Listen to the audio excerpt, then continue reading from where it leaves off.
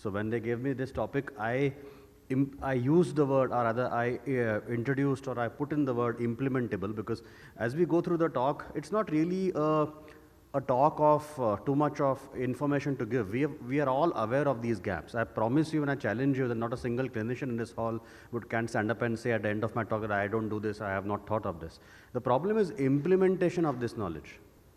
We surely have the knowledge, but in our practice, if we don't implement, that's what creates a gap. So therefore, I've put in the word implementable knowledge gaps in diabetes. And with that, I have divided it into two parts really. First part is knowledge gaps in clinicians, and second part is knowledge gap in patients. Because not only clinicians have implementable knowledge gaps, our patients too at times have these knowledge gaps, and then that creates a divide, and somehow at the end of the day, the sugar management suffers. So first, let's go through the clinician's gap in knowledges, and then we go through the 3 patient gaps in knowledges. So the top 3 clinician knowledge gaps I have put in as 1, the types of diabetes, 2, insulinization. Dr. Arvind Gupta just in a session prior proved to us that even for the post-breakfast hyperglycemia now, early insulinization intensification is important, and complications of diabetes. So let me elaborate on each of the above. Now again, I've put in the word identifying the type of diabetes here. We are all aware of that types of diabetes. So identifying means that, look, for example, this slide, you have a young diabetic, 15, 25 years of age. If you don't really categorize the individual into these, whether it's type 1 with a GAD positive or a C-peptide positive, whether it's Modi, whether it's LADA, whether it's elderly who's a type 1, which is a new subset coming in now in our practice, then what happens is you just treat him like the run-of-the-mill case. He is a patient sitting in a clinic, he is having high sugars, and you probably just put him on OADs or insulin and you send him off. But trying to type him, at least prognostication, management, everything becomes a lot easier, better. So that's, I think, an important part. And look at the number of types that are evolving over the period of time. I do agree that in an Indian scenario, we need a laboratory support for all these kinds of tests. Genetic makeup, genetic support system also matters, testing also matters. But as an individual, as a clinician sitting in a clinic, I think we should make an effort of trying to at least type our patient sitting across a table into one of these. Let's not forget some of these aspects. Syndromes of extreme insulin resistance. I have spoken to senior diabetologists of the country, and in their entire academic career, they have not seen a single patient of syndromes. It's an extremely rare where the insulin receptor is absent. We all may see a single patient or a couple of them in our entire academic tenure, but having a knowledge of this syndrome is so important. If you're not aware of this, then you just keep on raising the bar, trying to keep on giving insulin, and still the sugars are not coming under control. Let's not forget an important clinical entity of transient hyperglycemia. How many of us in our clinics or in our indoor management get a reference from a surgical site that you manage his sugars, and he may be transiently hyperglycemic. He may be having hyperpyrexia causing hyperglycemia. He may be stressed causing hyperglycemia. He may not be a typical diabetic for you. So that's an entity. What about diseases of the exocrine pancreas causing transient hyperglycemia at times, and endocrinopathies who can present with hyperglycemic episodes? So these are few pointers we should remember. Let's not forget conditions which can lead to diabetes. So again, just having a blood sugar fasting post-lunch and an A1C report and you start treating, let's not forget to work up towards gluconeuroma, chronic pancreatitis, cystic fibrosis, which can lead to diabetes. Similarly, what are conditions which are linked, especially with type 1? You have celiac, you have rheumatoid arthritis, you have Addison's, and even autoimmune thyroid disease, all of which are linked with type 1. So the moment a type 1 walks into a clinic, my suggestion, my request would be to at least work up for these, because there's a very causal relationship between these two entities, and just finding out one and not finding out the other ultimately in the long run proves detrimental to your patient. So these causal links. Similarly with type 2, please work up towards Alzheimer's. PCOS is a very common condition seen, especially in a type 2 obese, sort of early middle-aged woman. Cushing syndrome and pancreatic cancer is very commonly seen today with type 2. So with that, we've covered the first implementable knowledge gap in the clinician. What is the second one? I have put it into two parts: insulinization, what is too early and what is too late. And I have put in the ADA 2016 consensus targeting the dirty dozen. So what am I talking about? Worldwide, it's not only the Indian data there. You see Latin America, you see Europe, you see England and Wales. You will see sugar control is poor all over the world. It's not only India. And that's unfortunate. So that's one sort of point of reflection. Second point of reflection, having said that, we know cut across all the research and papers, insulin is the most effective drug to control sugars. Today you pick up any pharmacopoeia and you'll see insulin is the most studied molecule in the worldwide pharmacopoeia. And still, ladies and gentlemen, we are not using it as vigorously and religiously as we should. In fact, we many a time tell our patients that ये control नहीं करेगा तो insulin चालू करना पड़ेगा.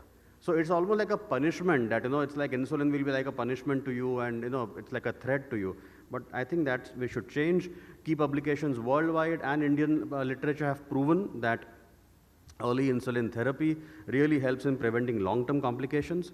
And this is what I spoke about. The ADA 2016 consensus statement said that now we are aware of this dirty dozen complications of diabetes, or rather the target organ involvement of diabetes. And they said that irrespective of the initial glucose level.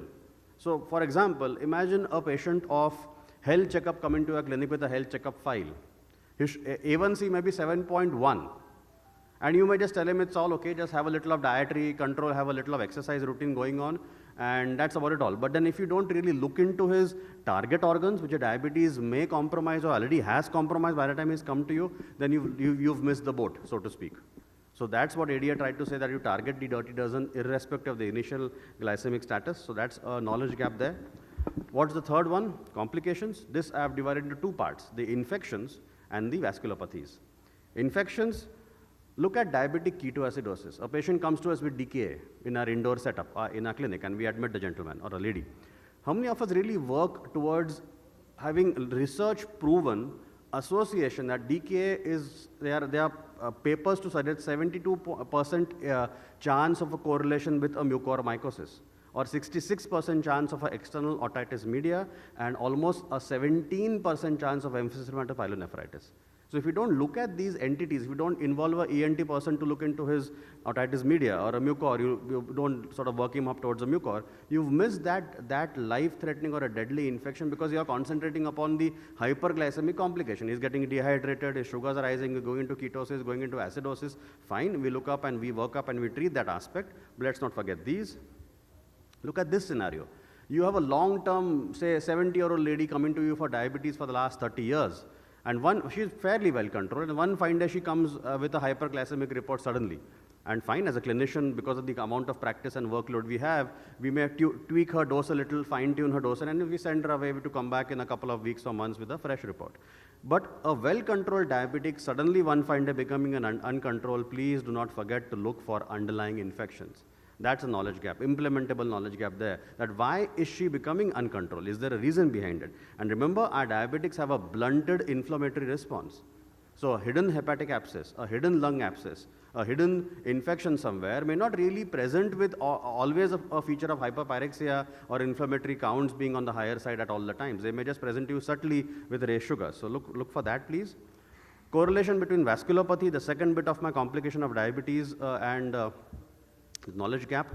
So, for example, if you look up retinopathy and you find it, please, ladies and gentlemen, do not forget to look for nephropathy. You will find many a time that gentleman or lady has got microalbuminuria. If you find microalbuminuria and there is no retinopathy, please also don't forget to look for other causes beyond diabetes causing microalbuminuria. So it works both the ways. There are papers proven that erectile dysfunction in a gentleman, if you find or there is a history, please work him up towards the ischemic heart. There is a clear correlation today that first it's a very hidden and a private topic. Patient may not open up to you regarding ED. If at all they do, please convince him that along with your erectile dysfunction management, we need to conduct tests to look into your cardiovascular status. There's a lot of correlation today seen, and that may be missed just by looking into, again, the sugars and the ED management. Patients. So where do our patients fit in? One, they all are today talking in terms of diabetes reversal, diabetes remission or cure, so that's one aspect. Diet is a major chunk. We all are almost, we have our vivas every day in our OPDs regarding diet. We ask so many questions about it, and what about social media prescription? That's the three aspects I thought I cover about the patients and the knowledge gaps. So first, diabetes remission or cure. Again, it's proven that the first time a patient comes to you with diabetes, you've got his complete attention. So the first visit to you is the best visit to you. So in that first visit, if you put across these pointers, that it's a disease of lifelong. I mean, how many number of times in our practice we found out that he comes to you, you start him on management, the sugars are controlled, and after a bit, he has defaulted, thinking that next time I saw the report, the sugar was normal, so I thought I'm cured. Hasn't that happened? That's one. Second, a lot of these articles, not in the scientific journals, but media articles are proving and claiming in various modalities that diabetes is a curable sort of a disease. So you need to make them understand in the first visit that what you need to understand is remission is possible, not cure, and it's a lifelong process. I think the first visit is the most best visit to you. Diet, I think all of the diets we have available can be primarily categorized into these three. You have intermittent fasting diets, you have crash diets, and you have supplementary diet where a particular meal is supposed to be supplemented by one of these protein shakes or something of that sort. I don't want to get into the controversy of the diet and is it really effective, not effective, blah, blah, blah. I think it's very individualized. But I think what matters really is 2 pointers. Diet under guidance. You have qualified people, yourself as a clinician, your staff or your circle of diabetes, including a dietitian, a nutritionist, exercise physiotherapist who can really tailor-make the diet for your patient. So any diet under supervision is so important to be told to your patient just because they have heard it from a peer group or a relative or some other social network and they implement the diet could be detrimental for them. And remember always to harp upon the point of sustainability. All the diets, I mean, I was hearing talks in this hall yesterday on diet, there's a nutrition symposium, and they have studies to prove that diet has been effective for 3 years. So people have commented in this hall that for 3 years there have been follow-ups and the sugars are well managed. I believe 3 years in a diabetic who's just in the previous couple of slides which was a lifelong disease is too short a study follow-up. What you need to make a patient understand is that we use diet as, if at all, if you want to make it a sustainable affair, please come for follow-up, meet your dietitian regularly. It's always a lifestyle management with diet, not diet alone. So exercise matters, stress relievance matters, and compliance to therapy matters. So that is one aspect to be implemented. Social media prescriptions, we all have, even in the audience, I'm sure the audience, I was doing it when I was sitting and chairing a session prior, trying to get back to a couple of my patients on a few reports sent on WhatsApp and emails. And what is the High Court and the Supreme Court judgment? 2016. There is a judgment saying, please no more soft copy prescriptions, whether it's social media, whether it's WhatsApp or it's your Twitter handle or it's your email. IMA has, Delhi branch has endorsed it, and I believe we should adhere to this. The best is to reply by saying that come to the hospital or the indoor setup or the OPD setup and we have a look at you. So to summarize what I just spoke in the last 15 minutes is, we definitely have implementable knowledge gaps amongst the clinician fronts and patient fronts.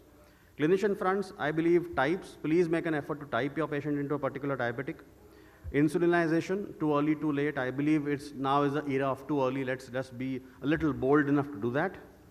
Complications, don't forget the infections and the vasculopathy and the correlation between the two.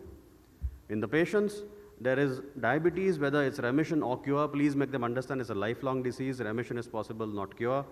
Diet, what we spoke about, under guidance and sustainability as an issue, and social media prescriptions is a big no-no. So with that, I end my talk and I give you a big thank you for having me heard me out. Thank you so much.